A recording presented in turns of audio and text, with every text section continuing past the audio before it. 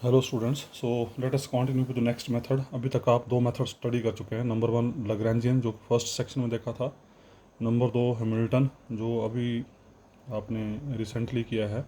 अब आ रहा है Routhian method to solve different different mechanical questions और to find the equation of motions.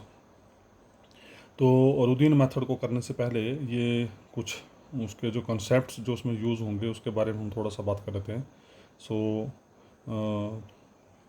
Next topic है आपका इग्नोरेबल कोऑर्डिनेट्स। इग्नोरेबल कोऑर्डिनेट्स मतलब आपने अब क्या करना है, सिस्टम के अंदर ऐसे कोऑर्डिनेट्स ढूंढने हैं जो वहाँ पर एल के अंदर इन्वॉल्व नहीं होंगे। प्रोसीजर आपका वही होगा, एल आपको यहाँ पर भी निकालना पड़ेगा, लेकिन एल निकालने के बाद फिर आपने चेक करना है कि जो आपके जनरलाइज्ड कोऑर्डिनेट्स थे उन जनरलाइज्ड कोऑर्डिनेट्स में कितने कोऑर्डिनेट्स जो हैं वो लैग्रेंजियन एल में मिस हो चुके हैं, उनको दाम देंगे यहाँ पे हम इग्नोरेबल कोऑर्डिनेट्स। तो अब यहाँ पर रुदीन मेथड को अप्लाई करने से पहले we have to find ignorable coordinates, फिर उसके बाद हमारी आगे मूवमेंट चलेगी in the shape of Routhian function. तो इनको चाहे इग्नोरेबल कोऑर्डिनेट बोल लो चाहे साइक्लिक कोऑर्डिनेट बोल लो, एक ही बात है। तो ये भी क्वेश्चन पेपर में पूछा गया है कुछ इस अंदाज में, right a short note on ignorable coordinates. तो ध्यान से देखिए ज़रा, लेट कैपिटल एल, आपको पता है Lagrangian is function of Q Q dot and T, ठीक है जी, be such that Q rho is absent। हमने क्या किया, हमने मान ली यहाँ पर क्यू रो जो वो absent हो गए, मतलब नहीं है यहाँ पे। And Lagrangian capital L may be function of q rho dot then such coordinates are said to be ignorable. तो सिंपल भाषा में अगर बात करें तो इसका मतलब यहाँ पर ये है कि जो आप एल फाइंड आउट करेंगे उस एल में फाइनली देखेंगे आप कौन सा वेरिएबल मिस हो रहा है। जो वेरिएबल मिस हो रहा है वो कहलाएगा ignorable coordinate. Okay, consider holonomic system, वही सिंपल सिस्टम ले लिया हमने। We know Lagrangian equation of motion for simple system is we know very well कर D T sorry D D T of कर डी एल कर D Q rho dot minus कर D L कर D Q rho equal zero where rho equal 1 to so on up to N. But coordinate Q rho are ignorable, हम पहले बात कर चुके हैं, हमने बोल दिया कि क्यूरो यहाँ पर है ही नहीं है, absent है, absent मीन्स इग्नोरेबल है। अगर क्यूरो नहीं है तो उसका मतलब कर लिया लोटे कर ली क्यूरो जीरो हो जाएगा यहाँ पे। जब क्यूरो है ही नहीं है तो ये चीज़ मिलेगी नहीं, ये नहीं मिलेगी तो we left with d D T of कर लिया लोटे कर ली क्यूरो डॉट इक्वल टू जीरो। इसको कर दिया नंबर वन अगेन। लेकिन हमें पता है कर लिया लोटे कर ली क्यूरो dot is nothing but this is generalised momenta Q rho होता है, पता है आपको। इसका मतलब number one implies D D T of P rho equal to zero. D D T of P rho equal to zero means P rho dot equal to zero. P rho dot equal to zero means P rho is constant. This is very important part है। इसका मतलब ये हुआ कि इस momenta का अब यहाँ पर डायरेक्ट कम्युनिकेशन है इस इग्नोरेबल कोऑर्डिनेट के साथ। इसका मतलब जो कोऑर्डिनेट आपका इग्नोरेबल होगा, absent होगा, उस कोऑर्डिनेट के विद रिस्पेक्ट मोमेंटा जो होगा that momenta is always constant. मतलब अगर Q1 कांस्टेंट है, सॉरी अगर Q1 मिस है तो P1 इज ऑलवेज कांस्टेंट, अगर Q2 मिस है तो P2 इज ऑलवेज कांस्टेंट। जैसे मान लो अगर थीटा मिस है तो P theta is always constant, phi miss है तो P phi is always constant. इसका मतलब जो कोऑर्डिनेट जनरलाइज्ड कोऑर्डिनेट मिस होगा, इग्नोरेबल होगा, उस कोऑर्डिनेट के अनुसार उसका मोमेंटा जो होगा that is always constant. Very important है। इसका मतलब अगर लैग्रेंजियस की टर्म में बात की जाए तो लैग्रेंजियस की टर्म में जो वेरिएबल मिस होगा उस वेरिएबल के अनुसार उसका मोमेंटा भी कांस्टेंट हो जाएगा। That is generalised momenta with ignorable generalised coordinate is conserved means constant. अब केस लेते हैं हैमिल्टन का। Let us discuss ignorable coordinate with Hamilton. Hamilton में देखते हैं जरा, अगर हैमिल्टन एच में कोई वेरिएबल मिस हो जाए तो मोमेंटा के ऊपर क्या फर्क पड़ता है, देखिए ज़रा। We know p rho dot is equal to minus कर लिया छोटे कर ली क्यू रो होता है ये इक्वेशन है आपकी। हैमिल्टन की इक्वेशन ये होती है, तीन होती हैं, हम तो ये यूज़ कर रहे हैं। माइनस कर लिया छोटे कर ली रो कर ली Q rho equal to P rho dot. क्योंकि क्यू रो इग्नोरेबल है तो इसका मतलब दिस गोज आउट। जब क्यू रो है नहीं तो इसकी बात ही नहीं हो पाएगी, इसकी बात नहीं हो पाएगी। इसका मतलब पी रो डॉट जीरो हो गया, इसका मतलब पी रो कॉन्स्टेंट होगा। तो इसका मतलब ये हुआ अल्टीमेटली चाहे लैग्रेंजियन हो चाहे हैमिल्टन हो, इन बोथ द केसेस जो भी वेरिएबल आपका इग्नोरेबल होगा उस वेरिएबल के अनुसार पी रो जो होगा वो हमेशा कांस्टेंट होगा। ये आपने रिटेन कर लेना, इसको हम यूज़ करेंगे आगे। तो जो भी आपका जनरलाइज कोऑर्डिनेट इग्नोरेबल होगा उसके अनुसार, चाहे हैमिल्टन है चाहे लैग्रेंजियन है, p rho is always constant. It is clear from the definition that if there is one ignorable coordinate then number of degree of freedom reduced by unit. ये भी clear है। अगर इसका number of degree of freedom पता ना आपको क्या होती है? डिग्री ऑफ फ्रीडम क्या होती है? Total number of generalised coordinates involve in the system. तो अगर एक कोऑर्डिनेट इग्नोर हो गया तो एक डिग्री ऑफ फ्रीडम कम हो जाएगा। अगर दो कोऑर्डिनेट इग्नोर हो गए तो दो डिग्री ऑफ फ्रीडम कम हो जाएंगे। तो इसका मतलब ये हुआ कि जितने कोऑर्डिनेट आपके इग्नोर होंगे उसके हिसाब से डिग्री भी उतनी ही रिड्यूस होती जाएगी। Hence if there are m ignorable coordinates then number of degree of freedom reduced by m। अब देखिए ज़रा एक क्वेश्चन कर लेते हैं इसकी हेल्प से, only with the help of ignorable coordinates. देखिए ज़रा same question can be same question आप ये पीछे क्वेश्चन नंबर 11 स्टडी कर चुके हैं सेक्शन फर्स्ट में लैग्रेंजियन से। Using Hamilton method obtain equation of motion of spherical pendulum. आप ये क्वेश्चन नंबर 11 स्टडी कर चुके हैं फर्स्ट सेक्शन में with the help of Lagrangian. Also show that the generalised momenta p phi is constant. तो ये जो स्फेरिकल पेंडुलम का क्वेश्चन है उसको हम यहाँ पे कर रहे हैं हैमिल्टन मेथड से, लेकिन हैमिल्टन मेथड लगाते लगाते इग्नोरेबल कोऑर्डिनेट भी यूज़ करेंगे बीच में। तो दो चीज़ें इकट्ठे कर लूँगा मैं यहाँ पे ताकि आपको क्लियर हो जाए। तो एक ही क्वेश्चन कर रहे हैं यहाँ पे। तो फर्स्ट पार्ट तो ये आपके लिए छोड़ रहा हूँ मैं, as it is copy paste right from this word to capital L. ये पूरा एज इट इज़ आ जाएगा सारा, ये स्फेरिकल पेंडुलम बड़ा, ठीक है, ये एज इट इज़ आ जाएगा सारा। ये मैं आपके लिए टास्क शो छोड़ रहा हूँ क्योंकि ये ऑलरेडी हम कर चुके हैं इन the shape of question number 11 in first section. ये काम आपके लिए। उसके बाद फिर यहाँ पे फाइनली आपके पास ये एल आ जाएगा, यहाँ पे एल टी निकल जाएगा, बी निकल जाएगा, एल निकल गया आपका। This L is because of question number 11 by first section. तो ये आपके लिए छोड़ रहा हूँ, you can do it. Okay, L निकल गया। फिर क्या करते थे? जनरलाइज्ड मोमेंटा निकालते थे। कितने वेरिएबल हैं यहाँ पे? दो वेरिएबल हैं, एक थीटा है एक फाई है। आर तो कांस्टेंट हो गया था यहाँ पे, आर कांस्टेंट होता है अगर आपको याद हो स्फेरिकल पोलर कोऑर्डिनेट में। थीटा और फाई दो कोऑर्डिनेट, तो थीटा और फाई के अनुसार आपके पास दो मोमेंट आ गए। पी थीटा इज कर लिया लोटे कर ली theta dot, P phi is कर लिया लोटे कर ली फाई डॉट, ये आ गया। मोमेंटा निकल गए। फिर एच निकाल लो हैमिल्टन। तो rho equal to 1 q rho dot p rho minus L. अभी आपकी बातें सारी हो चुकी हैं पहले। तो because we have to generalized coordinate theta dot p theta phi dot P phi minus capital L. तो थीटा डॉट की वैल्यू यहाँ से निकाल लो, फाई डॉट की वैल्यू यहाँ से निकाल लो। तो ये एच आ गया in terms of generalised momenta. ये एच आ गया in terms of generalised momenta, ध्यान रखिएगा, in terms of generalised momenta. अब अगर आप यहाँ देखें ज़रा ध्यान से, अगर आप यहाँ पर एल को ध्यान से देखें, मैं फिर रिपीट कर रहा हूँ, ध्यान से सुन लेना। इग्नोरेबल कोऑर्डिनेट की स्टडी जो होगी वो हमेशा कैपिटल एल से होगी, ध्यान रखना है। कैपिटल एल आपको डिसाइड करके देगा कि आपके कितने जनरलाइज्ड कोऑर्डिनेट मिस हैं। अब देखो ज़रा यहाँ पे कैपिटल एल में आर तो पहले कांस्टेंट हो गया था, ठीक है।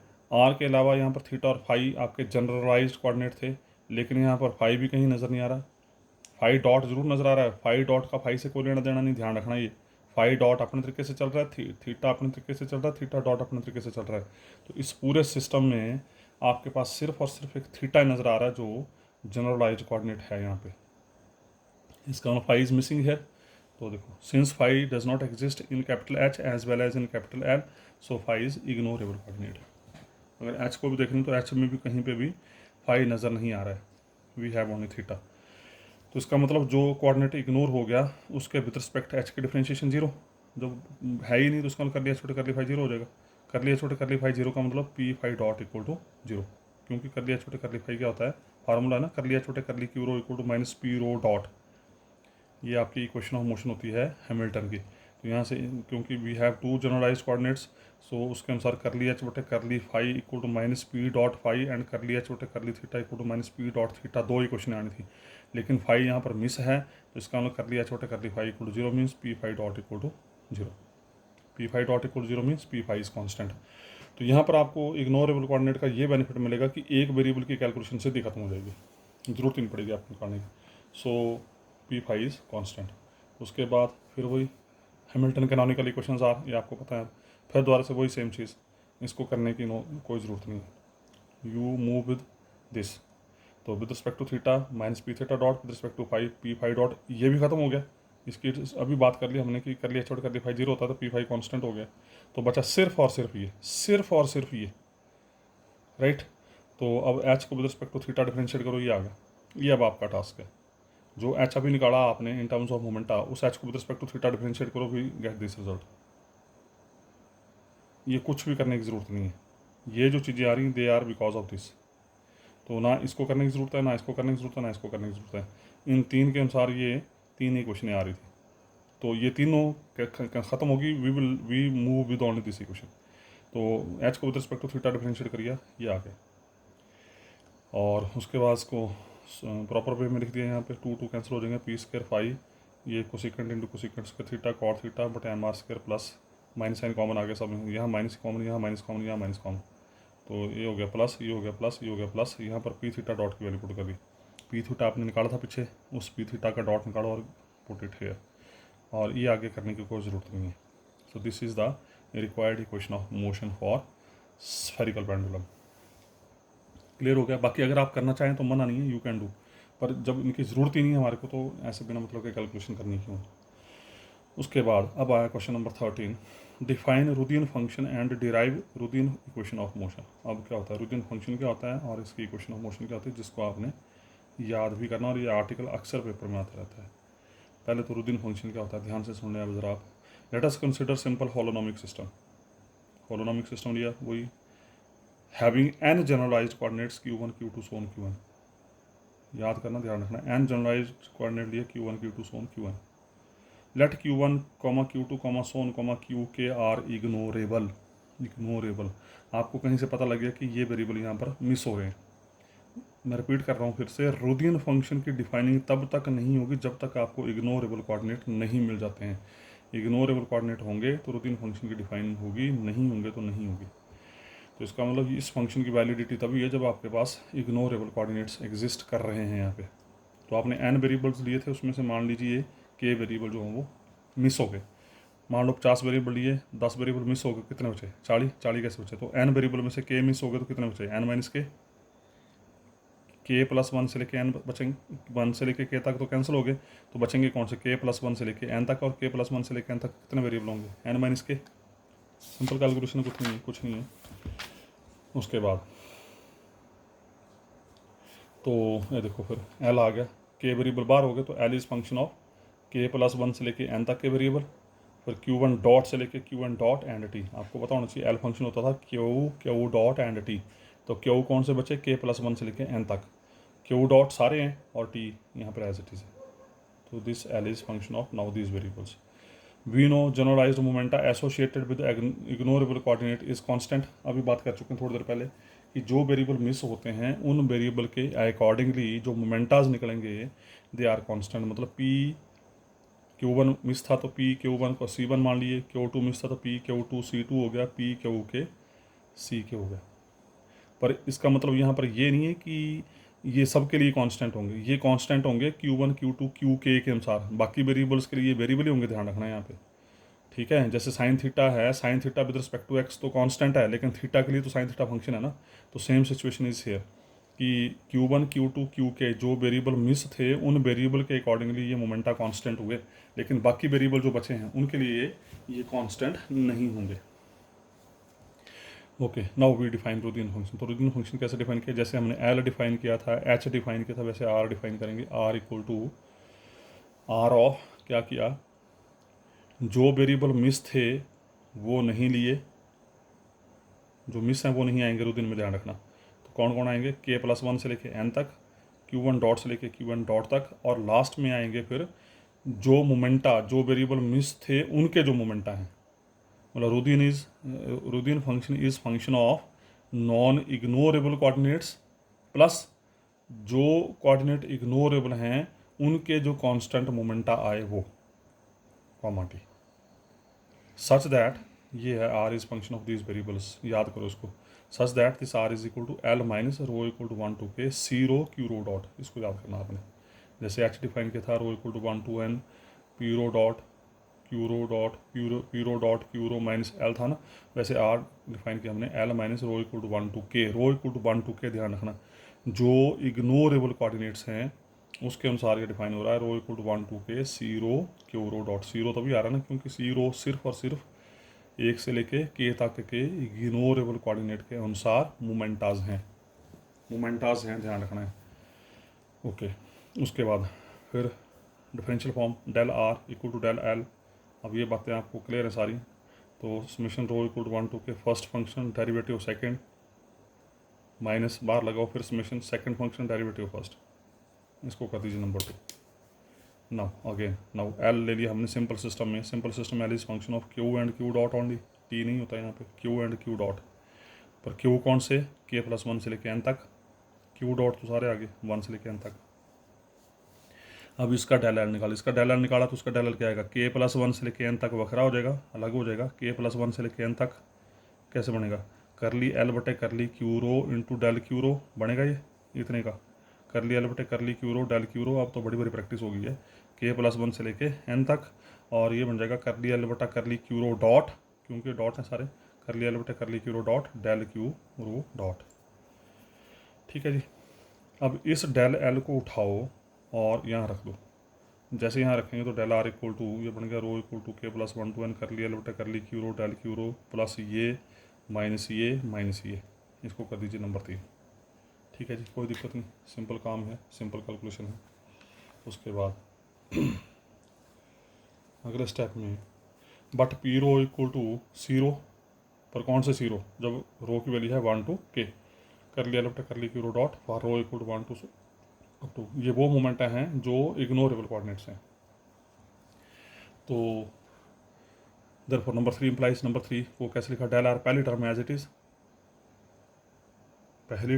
It is, plus rho equal to 1 to n curly L बटे curly q rho dot del q rho dot as it is, plus third term में minus rho equal to 1 to k, ये सी रो की जगह मैंने सी रो की जगह करली एल बटे करली क्यू रो डॉट लिख दिया यहाँ पे।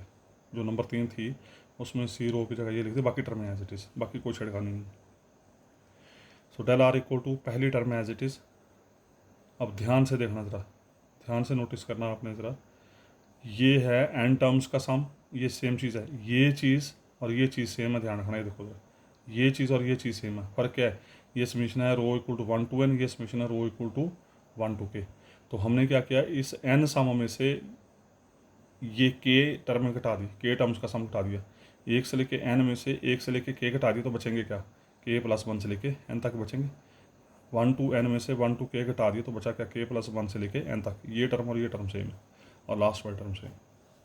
कुछ नहीं किया, बस इनको घटाया है, एन टर्म्स के सम में से के टर्म्स का सम घटा दिया ये, तो के प्लस 1 से लेके एन टर्म्स का सम बचा आपके पास। इसको कर दीजिए नंबर 5, इसको संभाल के रख लिया। उसके बाद अगेन अब आर लेके चले, फिर से आर मीन्स रूटीन फंक्शन लेके चले, और रूटीन फंक्शन क्या था, के प्लस 1 से लेके एन तक, Q1 डॉट से लेके Qn डॉट तक, और C1 से लेके C के तक, कॉमा T का फंक्शन था भी डिफाइन किया था आपने पीछे नंबर 1 में। इसका भी डेल आर निकाला, जब इसका डेल आर निकाला तो उसका डेल आर क्या आएगा, कितनी समीशन आएंगी, एक समीशन आएगी के प्लस 1 से एन, एक आएगी 1 से एन, एक आएगी 1 से के, लास्ट में टी। तो rho equal to k plus 1 to n, differential form curly r बटा curly q rho into del q rho, ये plus summation rho equal to 1 to n, ये एन एलिमेंट है, करली आर बटे curly q rho dot into del q rho dot 1 से लेके N तक, तो summation 1 to N होगी। यह आ गया 1 to k summation rho equal to 1 to k curly r बटा करली सी रो इंटू डेल सी रो, और लास्ट में करली आर बटा करली टी, क्योंकि केला टी एक ही है तो करली आर बटा करली टी इंटू डेल टी। इसको फिर अरेंज करके लिख दिया, del are equal to summation rho equal to k plus 1 to n curly r बटे curly q rho del q rho as it is, curly r बटे curly q rho dot del q rho dot as it is. ठीक है, और इसको break कर दिया, अब नहीं इसको ब्रेक कर दिया हमने, पहली term as it is, rho equal to 1 to n को ब्रेक कर दिया, रो इक्वल टू 1 टू के, फिर के प्लस 1 से एन, 1 टू एन को ब्रेक कर दिया 1 to k plus 1 to n, और ये term as it is, plus curly R बटे curly t del t as it is. इसके कर दिए नंबर 6। अब 5 और 6 को कंपेयर किया। कंपैरिजन आपको पता है, कंपैरिजन में क्या करते हैं, जो टर्म डिफरेंट है उसको हम कंपेयर करते हैं। 5 और 6 को कंपेयर किया, जैसे 5 और 6 को कंपेयर किया तो ये समेशन, तो यहाँ से कर लिया एल बटे ये के प्लस 1 से लेके एन तक है, ये भी के प्लस 1 से लेके एन तक है, तो कर लिया एल बटे कर ली क्यू रो इक्वल टू कर लिया आर बटे कर ली क्यू रो। पर किसके लिए? के प्लस 1 से लेके एन तक ध्यान रखना है। ये जो चीज़ है दिस इज़ फॉर के प्लस 1 टू एन। उसके बाद ये के प्लस 1 टू एन ये टर्म है एक, कर लिया आर बटे कर ली क्यू रो डॉट, कर लिया आर बटे कर ली Q rho dot is equal to कर लिया एल बटे कर ली क्यू रो डॉट। ये दोनों इनको कंपेयर किया तो ये चीज़ें कंपेयर हो गई आपस में। कर लिया आर बटे कर ली Q rho dot equal to कर लिया एल बटे कर ली क्यू रो डॉट। तो दोनों सेट जो हैं दे आर फॉर के प्लस 1 टू एन। तो rho equal to k plus 1 से लेके एन तक, और के प्लस 1 से लेके एन तक कौन से वेरिएबल हैं? Non ignorable coordinates. तो इसका मतलब ये हुआ अल्टीमेटली कर लिया एल बटे कर ली क्यू रो इक्वल टू कर लिया आर बटे कर ली क्यू रो, कर लिया आर बटे कर ली Q rho dot equal to कर लिया एल बटे कर ली क्यू रो डॉट। ये सिस्टम जो आया this is for non ignorable coordinates. Minded ignorable coordinate हमने बाहर कर दिए हैं, उनको छोड़ के जो बाकी बचे उसके लिए आपके पास ये इक्वेशन बचेगी, ध्यान रखना है। जो फाइनल इक्वेशन ऑफ मोशन बचेगी that is for non ignorable coordinates. ठीक है जी, पहला और तीसरा कंपेयर हो गया। अब क्या बचा? पहला और तीसरा कंपेयर होगा, मतलब ये दोनों कंपेयर हो गए। अब बचा ये बड़ा रो इक्वल टू 1 2 के, तो रो इक्वल टू 1 2 के, रो इक्वल टू 1 2 के, एक टर्म ये है एक टर्म ये है, तो कौन सी कंपेयर होगी? ये वाली कंपेयर होगी, ये वाली होगी। रो इक्वल 1 2 के डेल जीरो, कर लिया आर बटे कर ली Q rho dot equal to del zero. देखते हैं जरा आगे, ये आ गया माइनस कर लिया आर बटे curly zero equal to q rho dot, minus कर लिया आर बटे curly zero dot equal to q rho dot. And this is the equation for ignorable coordinates, ध्यान रखना है। और बाकी जो बची दे आर जीरो। तो we left with only 3 system. तो finally we know Lagrange's equation of motion आपको बताया, डी डी टी ऑफ कर लिया एल बटे कर ली क्यू रो डॉट माइनस कर लिया एल बटे कर ली Q rho equal to zero होती है, rho equal to 1 to so on up to n. So using equation number 7 को यहाँ यूज़ करो। कर लिया एल बटे कर ली क्यू रो डॉट की जगह कौन आ गया? कर लिया एल बटे कर ली क्यू रो डॉट, कर लिया एल बटे कर ली क्यू रो की जगह कौन आ गया? कर लिया एल बटे कर ली क्यू रो। तो ये बनी आपकी Routhian equation of motion for non ignorable coordinates. ये बड़ी इंपॉर्टेंट चीज़ है, ध्यान रखना है। So this is Routhian equation of motion for non ignorable coordinates. तो अल्टीमेटली इसका मतलब ये हुआ कि जब अभी रुदियन फंक्शन से आपने क्वेश्चन को सॉल्व करना है तो आपका मेन टारगेट है पहले कि जो इग्नोरेबल कोऑर्डिनेट्स हैं उनको बाहर निकालो, और उनको बाहर निकालने के बाद बाकी जो बचेंगे उसके अनुसार रुदियन फंक्शन डिफाइन करो, और रुदियन फंक्शन डिफाइन करके सॉल्व करो। Which are Routhian equation of motion for the system with n minus k variable. ये जो वेरिएबल बचेंगे ये बचेंगे n माइनस के वेरिएबल बचेंगे ना। 1 से लेके k तक बाहर हो गए, k प्लस 1 से लेके n तक कितने हो गए? n माइनस के। देयर आर n माइनस के सेकेंड ऑर्डर डिफरेंशियल इक्वेशन बन रही है ना, सेकेंड ऑर्डर, एक ऑर्डर ये है और एक ऑर्डर डी डी टी है in non-ignorable coordinates. Non-ignorable coordinates. These non-ignorable coordinates can be eliminated by Rudin method from the equation of motion if the solution of above equation can be found for n minus k non-ignorable coordinates. Then by integrating equation number 8, ये number 8 को integrate करके we get expression for ignorable coordinates in the form q rho equal to, अगर इसको integrate करेंगे तो यहाँ से ignorable coordinates का रिजल्ट मिल जाएगा, इसको सॉल्व करेंगे तो यहाँ से नॉन इग्नोरेबल का रिजल्ट मिल जाएगा। ठीक है जी। So this is the article जो कि काफ़ी इंपॉर्टेंट है, सिंपल है, कोई दिक्कत नहीं है। अब इसके बिहाफ पे कुछ न्यूमेरिकल्स हैं तो देखते हैं ज़रा one by one. First numerical है ये, और ये न्यूमेरिकल भी आपने पीछे फर्स्ट सेक्शन में किया हुआ है, इवन सेकंड सेक्शन में भी किया था, अभी हैमिल्टन से भी किया था आपने। ये planetary motion Kepler's law using Routhian function. अब पेपर में ध्यान रखना आपने, अगर तो मेथड पूछा होगा तब तो आपको उसी मेथड से करना पड़ेगा क्वेश्चन, और अगर मेथड नहीं पूछा, प्रॉब्लम दे रखी है और you want to solve that, you want to find the equation, तो you can apply any method. पर अगर बाई नेम दे रखा होगा तो फिर वही अप्लाई करना पड़ेगा, आपको ध्यान रखना है। Using Routhian function method to find equation of motion for the case of planetary motion in non ignorable coordinates. अब नॉन इग्नोरेबल वर्ड जब यूज़ कर रहा है तो उसका you have to find with respect to with the help of Routhian function. तो question number 9 first section में you have done, even second section में again you have done this with the help of Hamilton, पर मैं आपको first section के हिसाब से बोल रहा हूँ। तो फर्स्ट सेक्शन के अनुसार राइट फ्रॉम दिस स्टेप, फिर copy paste up to capital L, ये आपका काम है, ये आपके लिए टास्क छोड़ रहा हूँ, ये आपने कर लेना। अब ये टी निकालना है, वी निकालना है, एल निकालना है, तो यहाँ तक आप पहुँच जाएंगे इसमें, यहाँ तक, ये एल तक। तो प्लानिटरी मोशन में एल निकलता था half m r dot plus r square theta dot square plus mu m mu upon r, question number 3। यहाँ तक आप करेंगे खुद from question number 9 of section first. अब जब रूदिन मेथड लगाना तो पहला काम क्या बोला मैंने, एल से पहले इस एल की हेल्प से आपने ढूंढना है कि कितने वेरिएबल आपके इग्नोर हो रहे हैं। पहले आपको तो ये पता होना चाहिए जनरलाइज्ड वेरिएबल थे कितने। यहाँ पर जनरलाइज्ड वेरिएबल थे आपके कितने, एक आर एक थीटा। तो यहाँ से थीटा इग्नोर हो गया, तो थीटा इग्नोर हो गया, तो बचा कौन, सिर्फ आर ही बचा हुआ आपके पास। तो अब क्या करेंगे, जो वेरिएबल इग्नोर हुआ, ये पहला स्टेप तो हो गया एल। दूसरा स्टेप, जो वेरिएबल इग्नोर हुआ उस वेरिएबल के अनुसार आप निकालेंगे फिर momenta p theta. P theta होता है कर लिया एल कर ली theta dot, this is equal to m r square theta dot and this p theta is constant. जो वेरिएबल इग्नोर होगा उस इग्नोरेबल वेरिएबल के अनुसार जो मोमेंटा होगा इट इज़ ऑलवेज कांस्टेंट। तो यहाँ से थीटा डॉट निकाल लिया आपने। अब इस थीटा डॉट को उठाओ फॉर एवरी क्वेश्चन, जो भी आपके मोमेंटा निकलेंगे कांस्टेंट, उनके अनुसार ये वेरिएबल के डॉट्स निकालने हैं और उनको एल में रख देना है। एल में रख दिया इसको, और एल में रखने के बाद ये आपका एल आ गया। ये ध्यान रखना, मैं फिर रिपीट कर रहा हूँ, रोदियन फंक्शन जो होगा it is always in terms of non ignorable coordinate. तो you have to substitute these values. मतलब जो वेरिएबल इग्नोर होगा उसका डॉट पक्का मोमेंटा से निकलेगा और उसको आपने एल में पुट कर लेना है। मतलब एल आपका पूरी तरह से इंडिपेंडेंट हो जाना चाहिए किससे, उस इग्नोरेबल वेरिएबल से। आप क्लियर कट, यहाँ थीटा कहीं नजर नहीं आ रहा है। बस जैसे ही ऐसा हुआ तो फिर चले जाएंगे आप रोदिन फंक्शन की तरफ फॉर एवरी क्वेश्चन। तो now Routhian function L equal to R equal to क्या होता है formula, L minus rho equal to 1 to के सी रो क्यू रो डॉट। ठीक है जी, एल तो कितने सी रो हैं, एक ही सी निकला था, कितने कांस्टेंट निकले, एक ही निकला, सी एक ही वेरिएबल है आपका जो इग्नोरेबल था। ये रो इक्वल टू 1 to के कौन सा है, इग्नोरेबल। तो इग्नोरेबल एक ही वेरिएबल था सी थीटा डॉट। तो यहाँ पर एल की वैल्यू रख दी, ये सारी एल की वैल्यू आ गई, minus c into theta dot. Theta dot की वैल्यू निकाली थी भी आपने, c upon m r square, तो ये आ गई थीटा डॉट।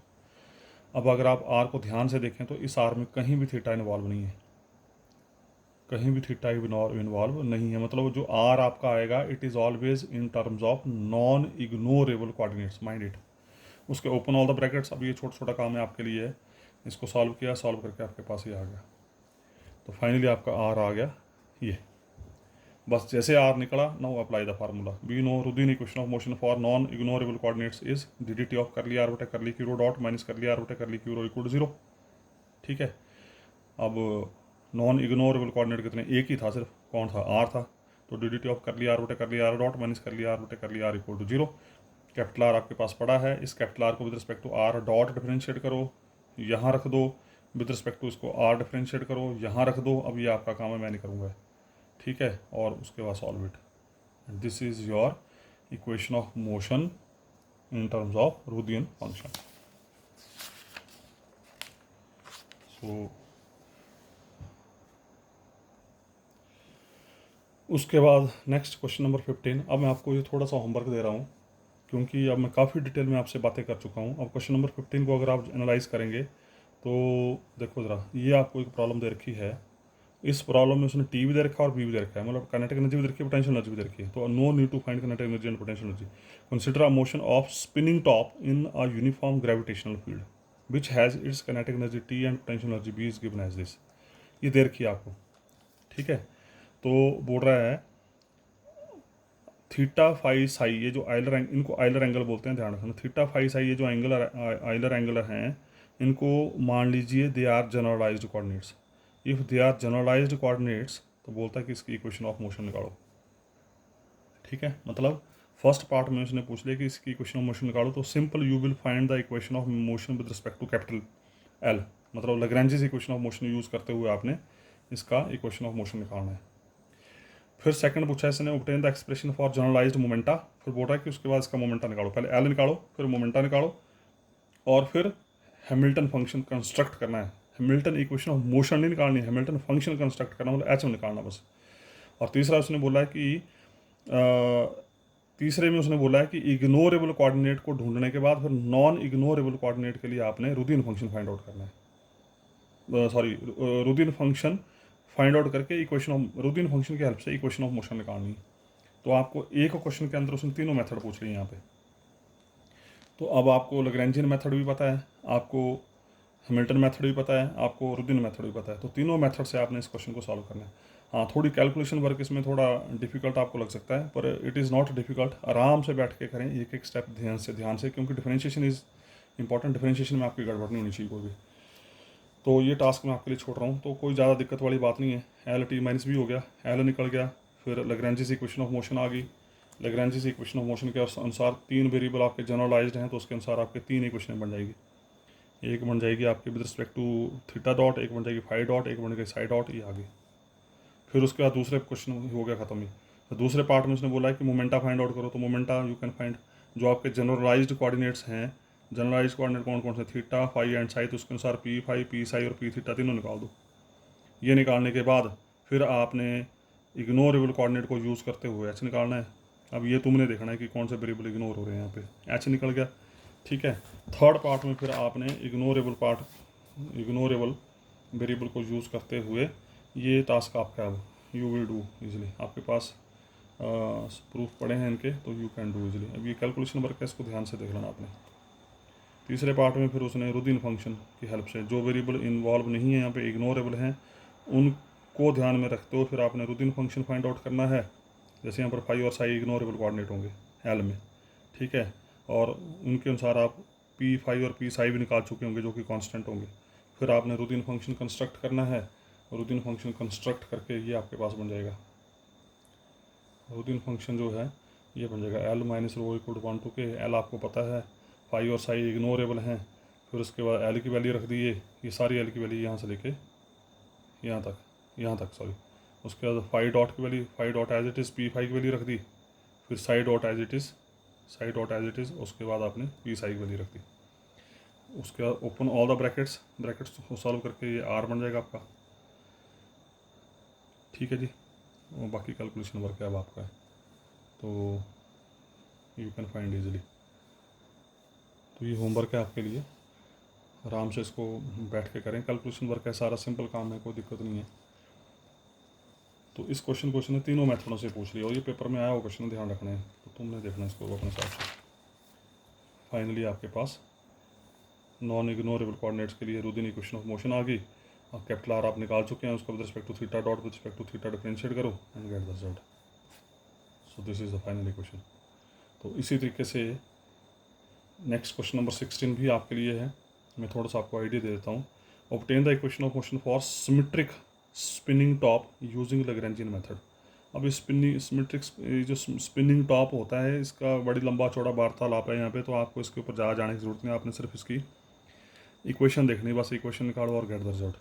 तो we know angular velocity component in terms of Eulerian angle theta phi psi is given by, ये याद करने पड़ेंगे आपको। स्पिनिंग टॉप में ये होते हैं omega x omega y omega z in terms of theta phi psi Eulerian angle की टर्म में ये omega x omega y omega z ये होते हैं जो आपको याद करने हैं। और उसके बाद सिमेट्रिक स्पिनिंग टॉप के केस में आई एक्स एक्स और आई वाई वाई दोनों बराबर होते हैं। मैं वही बोल रहा हूँ कि मैं यहाँ पर ज़्यादा डिटेल नहीं दे पाऊँगा, क्योंकि डायरेक्ट रिजल्ट यूज़ कर रहे हैं हम, ठीक है। अदरवाइज स्पिनिंग टॉप का अपना अलग से एक टॉपिक है पूरा का पूरा, पर यहाँ पर ये यूज़ हो रहा है इसलिए मैं ज़्यादा इसमें आपको बॉदरेशन नहीं देना चाहता और ना ही ज़्यादा परेशान होने की ज़रूरत है। बस ये निकल गया। तो किनेटिक एनर्जी टी का फार्मूला ये होता है half I x x omega x square I by by omega by square x by Z पैर में ध्यान रखना है। Omega x omega Y omega Z की वैल्यू निकाली है, इनको यहाँ रखो। बस थोड़ा सा कैलकुलेशन वर्क है इसमें, होल स्क्वायर खोलने हैं, ब्रैकेटें खोलनी है आपने, बाकी कोई ज़्यादा इशू नहीं इसमें, बाकी काम एज इट इज़ ही है। उसके बाद पोटेंशियल एनर्जी भी आ गई आपके पास। पोटेंशियल एनर्जी के बाद एल निकल जाएगा। अब ये होल स्क्वायर खोलो, खोल के ये अब वर्क आपका है, कैलकुलेशन वर्क आपके लिए छोड़ रहा हूँ मैं ये। तो आपके पास ये एल आ जाएगा ये फाइनली। फिर Lagrangian equation of motion apply की, ठीक है जी। जनरलाइज कोऑर्डिनेट्स कितने आपके तीन हैं, थीटा फाई एंड साई। तो थीटा के अनुसार ये आ गई, फाई के अनुसार ये आ गई और साई के अनुसार ये आ गई। बस सब कुछ निकल गया, आप उनको निकालो with respect to theta phi psi. तीन इक्वेशन बनेंगी, 1 2 3, ठीक है जी, simple. This is the question. Basically ये क्वेश्चन होना चाहिए था आपका फर्स्ट सेक्शन में, पर पूछा है इसमें सेकंड सेक्शन में, तो यहाँ पर किया गया है, क्योंकि इस क्वेश्चन में सिर्फ और सिर्फ लैग्रेंज इक्वेशन ऑफ मोशन ही पूछेगी, बाकी कुछ नहीं पूछा हुआ।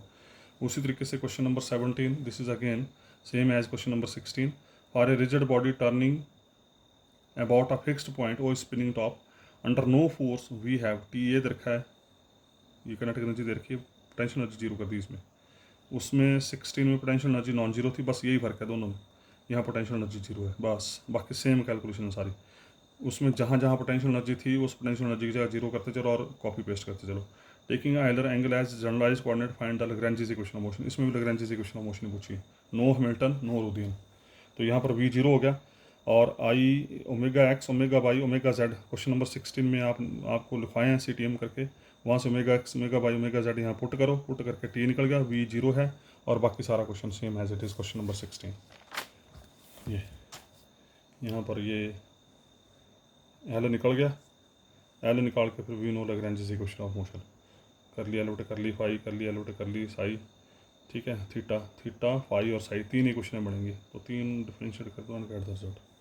तो सेम क्वेश्चन है 16 है, फ़र्क बस इतना है कि 16 में आपका पोटेंशियल एनर्जी थी, यहाँ पर पोटेंशियल एनर्जी जीरो है, और जो 16 की काइनेटिक एनर्जी थी वही आपकी 17 की काइनेटिक एनर्जी है। तो यहाँ आके ये रूदियन फंक्शन का कंसेप्ट भी ख़त्म हो गया। उसके बाद फिर हम नेक्स्ट वीडियो में स्टडी करेंगे नेक्स्ट टॉपिक, तो इसको मैं यहीं स्टॉप कर रहा हूँ। Thank you very much.